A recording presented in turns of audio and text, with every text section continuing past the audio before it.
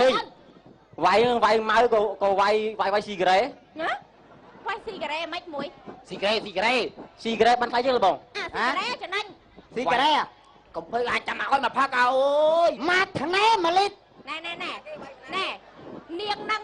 នាងហ្នឹងឈ្មោះនាងអ៊ីតម្ដាយនាងហ្នឹងមិនដឹងជាឈ្មោះអីទេតែឮគេឲ្យផិនភាកមកថារៀងធាត់ធាត់ទុកអានេះ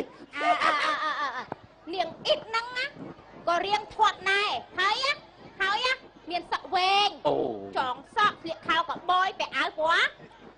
ខ្មៅឲ្យតែស្រីពណ៌ខ្មៅវាយទាំងអស់នោះធំមីប្រាប់ដល់វាយទៅពីឡូវប្រាប់បងអត់បានទេណាវាយមិនក៏វាយទៅចាំមីងទៅបងលុយឲ្យបាទហើយមិនភ័យរឿងលុយកាក់ពួកអីប្តីមីងក៏អ្នកធ្វើការធំម្នាក់ដែរអូខេទុកចិត្តលើខ្ញុំចោះសួរមកជំនាញហ្នឹងដើរជន់ផងដល់កលៀនឥឡូវមួយឯងទៅណា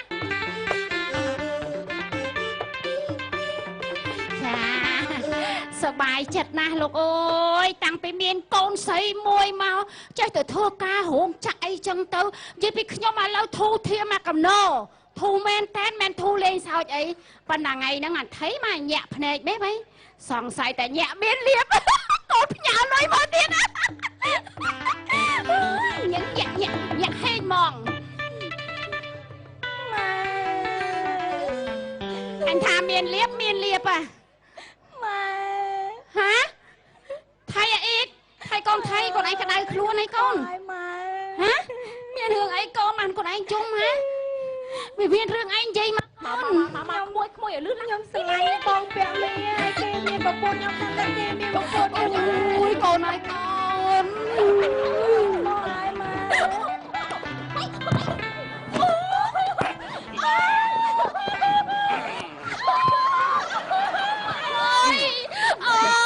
មកហើយលោកងាប់ខ្ញុំមកលោកឯណា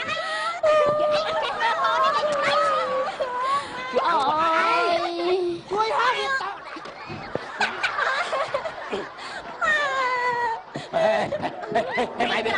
យើងសុំមកមាននាងឯងកុំដើរយកប្តីគេតាពីតាពីបើចាក់ទៅប៉ុណ្ណឹងចាក់ស្អីល្អម៉ែវាត្រឡប់ហើយនេះម៉ែវាត្រឡប់ហើយវាយឆ្នេះម៉ែមិនអ្នកបងម៉ែវាត្រឡប់ហើយម៉ែវាត្រឡប់ណាមកឲ្យនំទៀតនេះ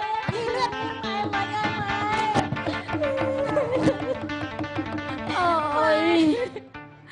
អ៊ីតអើយអញខៀវភ្នែកមកចំហៀងហើយកូនម៉ែខ្ញុំមិនដឹងទេម៉ែមានរឿងអីខ្ញុំមិនដឹងតែគេមានប្រពន្ធមកធ្វើបាបវាយដំយើងដល់ផ្ទះឯម៉ែមានរឿងអីបានគេវាយអញ្ចឹងម៉ែមានដឹងរឿងអីទេឥឡូវនេះប្រទេសយើងមានច្បាប់ណាយើងត្រូវទៅអ្នកប៉ុស្តិ៍ប៉ូលីសទៅប្តឹងគេដើម្បីឲ្យគេរកយុត្តិធម៌ឲ្យយើងឯងអត់ដឹងរឿងអីផងវាយឯងខៀវភ្នែកដែរ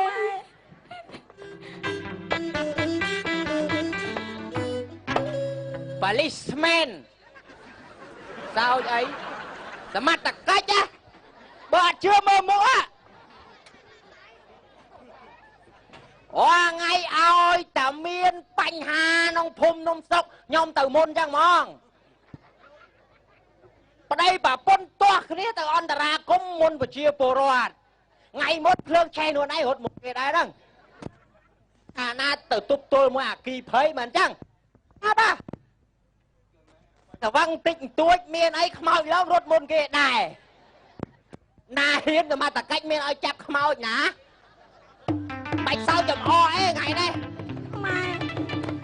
អូយលោកបលីអើយលោកបលីម៉ែជុំស្រីហ្នឹងមិនដល់អាចារ្យអូយចាអីខ្ញុំអត់ទាន់ងាប់ទេភ្នែកខៀវមកចំហៀងឲ្យលោកម៉េចភ្នែកខៀវមានរឿងអីនេះងើបមកខ្ញុំដល់សមត្ថកិច្ចអីកុំភ័យមើលនេះមើលភ្នែកខ្ញុំមកឃើញអត់ជល់ឈើអត់ទេសូមលោកបរិយរកយុត្តិធម៌ឲ្យខ្ញុំផងលោកនោះក្រុងពួកជាបងធំមកវងនោះមកវាយខ្ញុំអត់មានដឹងរឿងអីផងស្រាប់តែមកដាក់ភូហ្មងមកវាយខ្ញុំអត់ដឹងមានអីទេក្រុមណាមានស្គាល់ឈ្មោះអត់ខ្ញុំស្គាល់ឈ្មោះអីគាត់នឹងប្រពន្ធបងពាក់មីហើយមានបងក្រូចមាន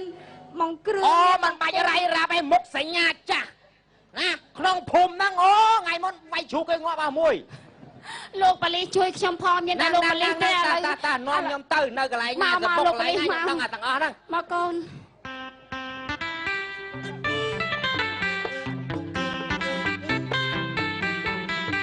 អូយសាប់មកពីចូលសពើហ្នឹងមិញកំណៃ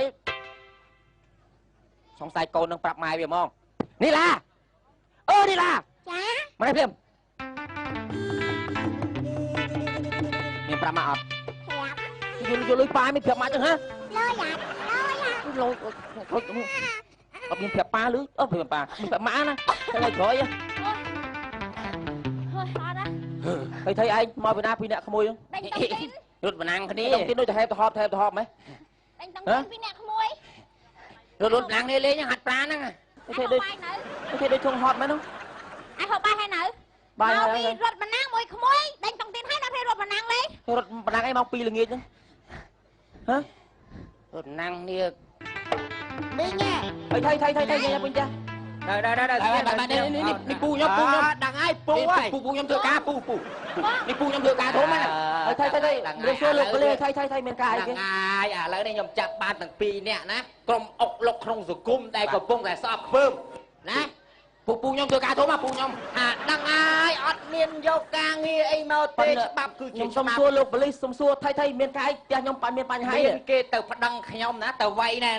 ក្មួយអ៊ីតខ្ញុំមកអ៊ីតអូនដាច់ជើងហើយពីណាគេវាយខ្ញុំអត់បានវាយកូនទៅខ្ញុំវាយតែម៉ែទៅណាបងខ្ញុំវាយតែម៉ែកូនខ្ញុំអត់បានវាយទេបងម៉ែវាយកូនដល់គ្នាណាហើយមកតាក់ទងខ្ញុំគេវាយតាក់ទងខ្ញុំរាយការថាណែប្រពន្ធលោកឯងហ្នឹងបងឯងឲ្យបាក់ពុទៅវាយគេដល់ផ្ទះជួលខ្ញុំឲ្យខ្ញុំវាយឲ្យហ្នឹងធ្វើអីហើយឯងមិនធ្វើចឹងឯងហ៎បងឯងឥឡូវបងឯងជួយខ្ញុំផងទៅបងឯងជួយមិនបានឯងឃើញខុសច្បាប់ខ្ញុំជួយមិនបានបងឯងជួយខ្ញុំផងទៅបងឯងធ្វើការធំប៉ុណ្ណាធ្វើការធំប៉ុណ្ណាប៉ុណ្ណេះឯងបើខុសច្បាប់គេដោះស្រាយខ្ញុំទៅជួយឯងមិនបានឯងមានស្រីធ្វើអីហើយមានស្រីឯងច្បាប់មានគេច្បាច់តែឯងទៅបាច់ទៅវាយដំចំធាក់អីគេឥឡូវរឿងវាហួសឲ្យឯងជួយខ្ញុំផងដោះស្រាយឯងខ្ញុំជួយឯងឥឡូវចេះណាស្ដាប់ខ្ញុំមានតែខ្ញុំយកទៅប៉ុស្តិ៍ដើម្បីកសាងសំណុំរឿងបែបបុតបញ្ជូនទៅតុលាការទេអត់ទេខ្ញុំអត់ទៅទេប្រហែលខ្ញុំធ្វើការធំប៉ុណ្ណាឯងប្តីខ្ញុំទៅពងពលីហ្នឹងទៅពងពលីទៅបើករង្វាន់ហើយអត់មានបើករង្វាន់អីទេទៅឲ្យច្បាប់គេរកខុសត្រូវយើងប្រព្រឹត្តខុសលោកប៉ូលីសខ្ញុំអត់បានវាយទេខ្ញុំគ្រាន់តែច្បាប់កទេនេះឯងជួយហ្នឹងហើយខ្ញុំជួយឯងមិនបានទេខ្ញុំមិនដឹងទេតាឥឡូវទៅប៉ុស្តិ៍ឯង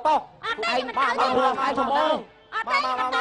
មក3នាក់ទៅបាទហើយអ្នកស្រីនេះគូសក់មករួមកំណត់ទៅទាំងអស់ទៅប៉ុស្តិ៍ផងឯងឲ្យខ្ញុំទៅដេកគប់ឲ្យជួយខ្ញុំមិនឯងហ៎អើយលោកបងថាកុំចង់បានលុយគេបានទេឯងបាទតាប៉ុស្តិ៍បងទៅគ្នាច្រើនមានកន្លែងណាទេណែក្មួយឯងធ្វើនេះមិនសមទេណាកូនខ្ញុំកំមុំក្មួយឯងគិតយ៉ាងម៉េចឥឡូវនេះណាដឹងរឿងដល់ប៉ុណ្ណឹងបងហើយកាលពីបងឯងស្លាញ់ខ្ញុំបងឯងប្រាប់ថាបងឯងមានប្រពន្ធកូនបងឯងទៅខកខ្ញុំធ្វើអីជុំប្រាប់ថាប្រពន្ធបងឯងមិនឡាញ់បងឥឡូវដោះស្រាយយ៉ាងម៉េចឥឡូវប្រពន្ធខ្ញុំប្រព្រឹត្តបទល្មើសលើអាអ៊ីតឯងឥឡូវប៉ូលីសគេដោះស្រាយតាមផ្លូវច្បាប់ហើយតាឥឡូវចេះចោះថ្ងៃក្រោយកុំធ្វើអញ្ចឹងទៀតណាអ៊ំមិនថាអីទេបានជាជ្រុលអញ្ចឹងទៅហើយឥឡូវណែប្រពន្ធក្មួយឯងក៏ទទួលកំហុសដែរឥឡូវក្មួយឯងគ្រាន់អ៊ំប្រាប់ថាថ្ងៃក្រោយកុំដើរស្រឡាញ់គេតែពីតែពីព្រោះអីយើងមានប្រពន្ធមានកូនហើយយើងត្រូវអាណិតគ្នាផងណាចាបាទអរគុណអ៊ំអីដែរបងសុំទោសអូនណាកូនធ្វើម៉េចម៉ែកូនឯងពិតខុសតោះដោះស្រាយតាមផ្លូវច្បាប់ហ្នឹងណាកូន